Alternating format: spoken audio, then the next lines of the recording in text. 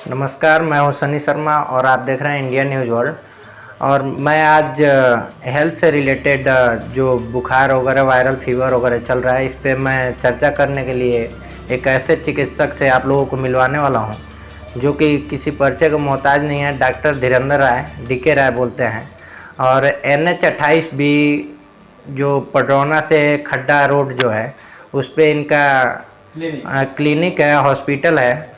और यहाँ पे अपने उपचार से काफ़ी लोगों को यहाँ ठीक करते हैं और लोगों को परामर्श भी देते हैं कि कैसे बचना चाहिए, कैसे इसको बचने का क्या उपाय है। तो सबसे पहले डॉक्टर साहब, आपका स्वागत है हमारे चैनल में। जी, बहुत बहुत धन्यवाद आपको यहाँ तक आने के लिए और इस विषय पर मुझसे चर्चा करने के लिए। जी, तो मैं आपसे यही जानना, बीमार पड़ रहे हैं, इन विषयों पे मैं चर्चा करना चाह रहा हूँ कि लोगों को कैसे बचना चाहिए और क्या क्या उपाय हैं, मतलब इसके बारे में मैं चर्चा चाह रहा था। देखिए, समय के अनुसार बीमारियों का वर्णन है और समयानुसार जिस तरह का मौसम होता है या परिवर्तन होता है उसके अनुसार जो है रोगों की उत्पत्ति होती है।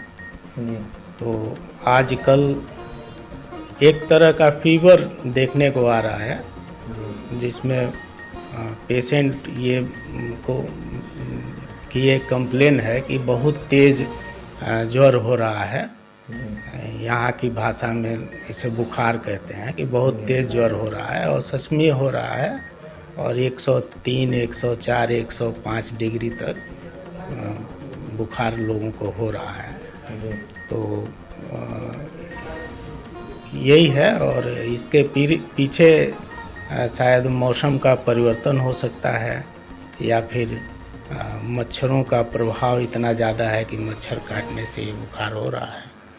और बस मतलब मच्छर का आपने जिक्र किया, तो मच्छरों से लोगों को कैसे बचना चाहिए, मतलब इन प्रकोप से कैसे बचना चाहिए, जैसे डेंगू हो गया, मलेरिया हो गया, तो मच्छरों से कैसे बचें लोग, इसके बारे में क्या जानकारी आपको? मच्छर से बचाव के लिए जो सबसे आसान रास्ता है उसको आप मच्छर के लिए मच्छरदानी का प्रयोग किया जा सकता है।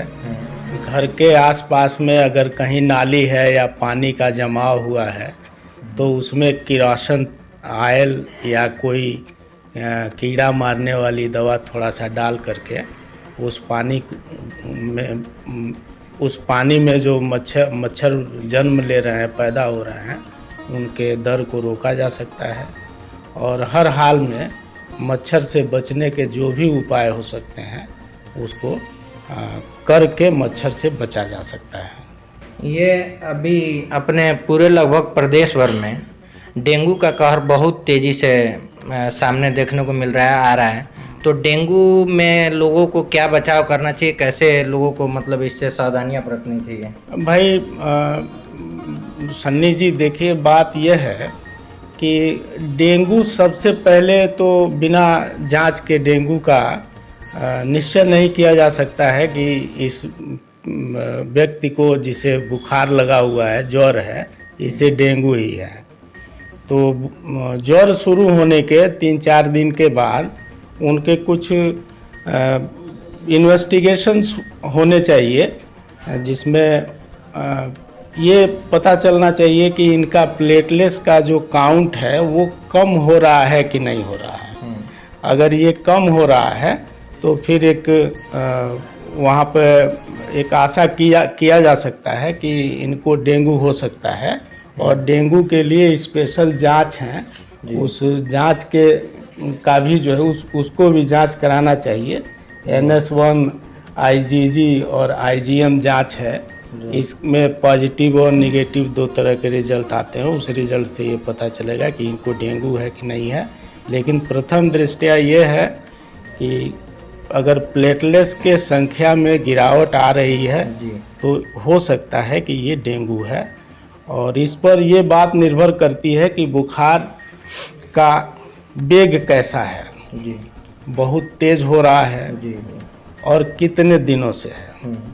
तो प्रथम जो है इसमें इसके डायग्नोसिस के लिए जो पैथोलॉजिकल जांच है उसको कराना पड़ेगा। उसके बाद ही ये पता चलेगा कि ये डेंगू है या नहीं है।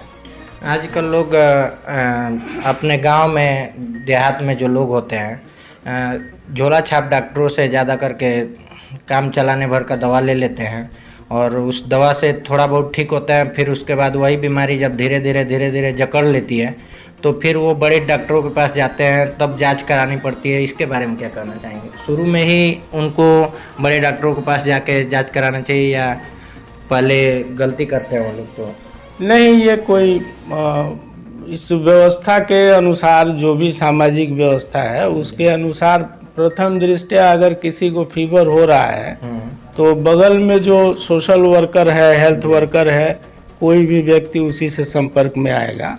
लेकिन अगर 1 दिन 2 दिन के अंदर उसे आराम नहीं हो रहा है तो उन्हें डॉक्टर को दिखा लेना चाहिए। अगर संभव हो तो वो पहले ही दिखा लें। तो डॉक्टर साहब, हम एक और बात जानना चाहेंगे कि ये जो डेंगू होता है इसके लक्षण क्या क्या होते हैं, कि मतलब वो लोगों को पहचान में आसानी से आ सके कि डेंगू हुआ है या मलेरिया हुआ है? मतलब इसके लक्षण तो कुछ होंगे ना? अब देखिए, डेंगू और मलेरिया के पहचान के लिए तो पैथोलॉजिकल जांच की आवश्यकता है। उसके रिपोर्ट पे ही ये पता चलेगा कि ये बुखार डेंगू है या मलेरिया है। इसके लक्षण के रूप में बहुत तेज ज्वर होगा, सिर में दर्द होगा, पूरे शरीर में दर्द होगा, जोड़ों में दर्द होगा, भूख नहीं लगेगी, पेशाब में जलन होगा, बुखार रहने से पानी पीने की इच्छा कम होगी जिससे शरीर में पानी की कमी होने लगेगी और बहुत ज़्यादा कमजोरी महसूस होगी। यहाँ तक कि रोगी को ठीक से उठने बैठने में भी दिक्कत होने लगेगी।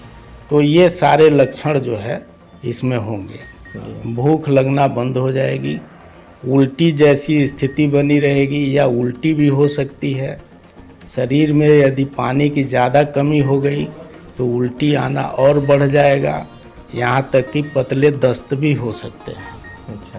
तो इन सब के बचाव के लिए मैक्सिमम पानी पीना है, पेय पदार्थ के रूप में जूस पीना है और फल खाने हैं। इस सब पे ध्यान रखना होगा और वो उपाय जिससे ज्वर की तीव्रता कम हो जाए उसे करना होगा। इसमें जैसे लोग कहते हैं कि बीमारी जब जकड़ती है, बीमारी ऐसा क्या करे लोग कि मतलब बीमारी हो ही ना, मतलब अपना थोड़ा सा ह्यूमन सिस्टम जो अपना इम्यूनिटी है उसको मजबूत किया जाए? इसके बारे में क्या कहना चाहेंगे? अपने खाने पीने पे विशेष ध्यान, साफ सफाई पे विशेष ध्यान।